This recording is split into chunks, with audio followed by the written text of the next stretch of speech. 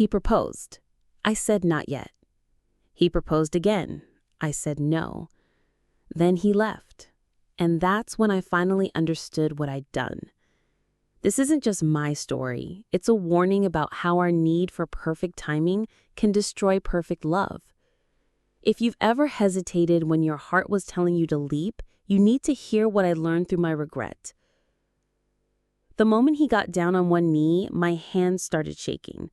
Not because I didn't love him, I did, but because this quiet voice inside me said, wait. Our relationship checked every box. We traveled together effortlessly, cooked meals while dancing in the kitchen, stayed up talking until sunrise. He knew my coffee order by heart, remembered my sister's birthday when I forgot.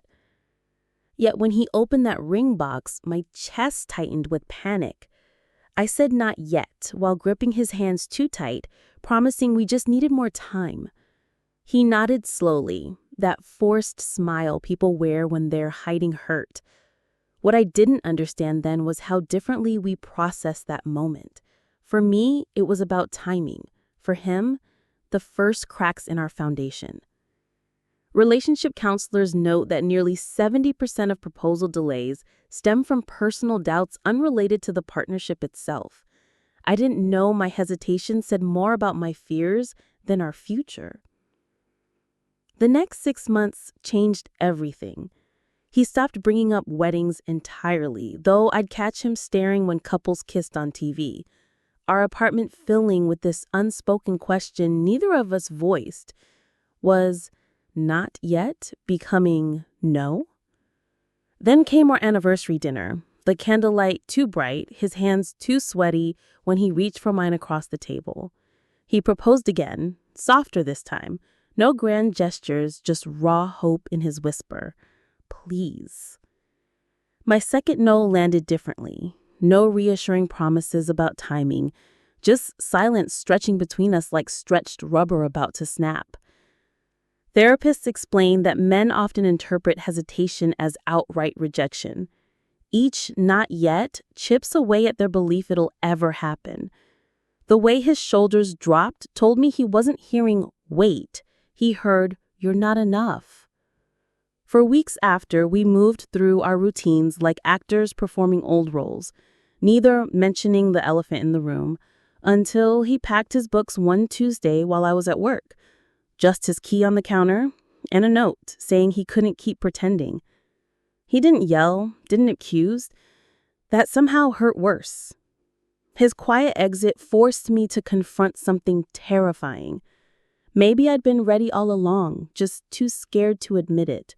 Because real love isn't about waiting until you're fearless, but choosing each other despite the fear.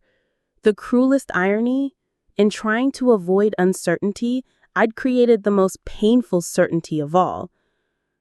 That apartment smelt like his cologne for months after he left.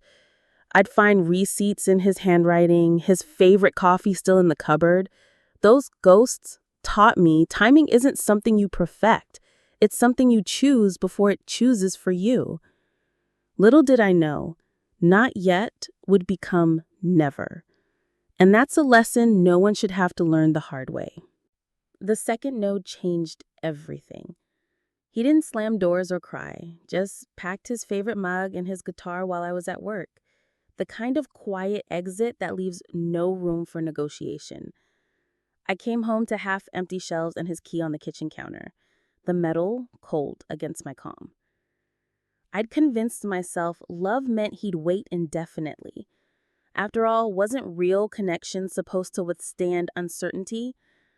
But relationship experts point out men often interpret multiple rejections as clear signals, not pauses. One therapist explained, when men hear not yet twice, their brains often categorize it as no forever. It's a biological response to protect themselves from prolonged rejection. For weeks after he left, I replayed our last conversations, how he'd stopped suggesting dates months before the breakup, how he'd stopped laughing at my jokes the way he used to. The signs were there. I just didn't want to see them. When I finally texted him after 3 weeks of silence, his reply took 2 days. I need space to move on. 4 words that made my stomach drop. The weirdest part, I missed the mundane things most. The way he'd hum off key in the shower, how he always stole the last bite of my dessert, the imprint of his body on his side of the couch that stayed empty. Regret didn't hit me like a wave, it seeped in slowly, like water through cracks. I started noticing couples holding hands at the grocery store, the engaged barista at my coffee shop showing off her ring, tiny reminders that life kept moving while I stood still. My journal from that time is filled with the same question. Was he always the right person, and was I just too scared to see it? Here's what I wish I'd understood then. Love isn't a light switch you flip when conditions are perfect. It's showing up when you're terrified. Realizing too late that ready isn't a feeling, it's a choice. The cruelest twist, his absence brought more clarity than our entire relationship. I saw how much I'd taken for granted, how my fear of making the wrong decision had led me to the worst possible outcome. Psychologists call this commitment ambivalence, when the fear of choosing wrongly paralyzes us from choosing at all. Friends tried comforting me with, if it's meant to be, he'll come back. But life isn't a romantic comedy. Real love stories require two people choosing each other at the same time. Now, when I think about that last conversation, I don't remember my reasons for saying no. Just the look on his face when he realized I couldn't or wouldn't choose him. That moment taught me hesitation doesn't protect you from heartbreak. It just determines who breaks your heart, them or your own indecision. The hardest lessons come in silence, and the space between what we almost had and what we let slip away. The real heartbreak started after he left. That's when it hit me. I'd been ready all along. Fear had been whispering in my ear for months, and I'd mistaken its voice for wisdom.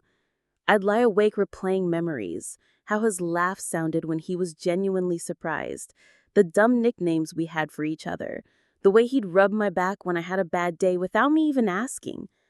These weren't the memories of someone unsure. They were the ache of someone who'd had exactly what she wanted and didn't realize it until it was gone. The truth was simple and brutal. I wasn't scared of him. I was scared of forever.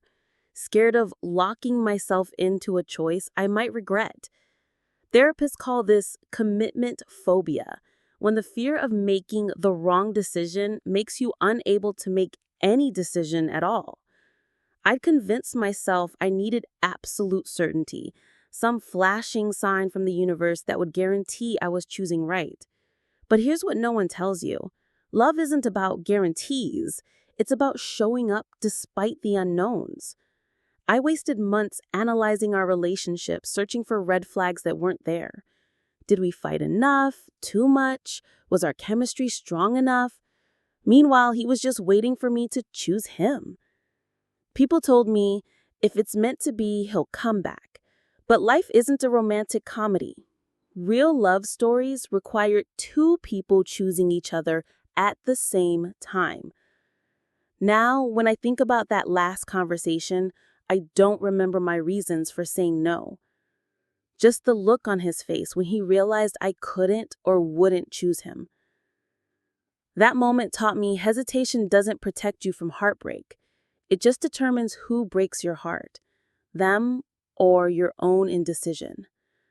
The hardest lessons come in silence, in the space between what we almost had and what we let slip away. Here's what I learned too late. Love doesn't wait for perfect certainty. It asks you to leap before you feel ready. If you're hesitating right now, pause for one honest moment. Is this true doubt or just fear wearing doubt's disguise? That difference changes everything. I used to think timing had to be perfect, but real love thrives in unfinished moments, the kind where you're still growing, still scared, still figuring life out, but choosing each other anyway. Don't make my mistake. Don't wait until the fear fades completely, because it might not. And by then, the love might be gone too. Some doors only knock once. When love asks if you're ready, sometimes the bravest answer is yes, when you're only 80% sure, because the alternative is 100% regret. If you recognize yourself in this story, ask yourself one question today. What if this is already what you've been waiting for?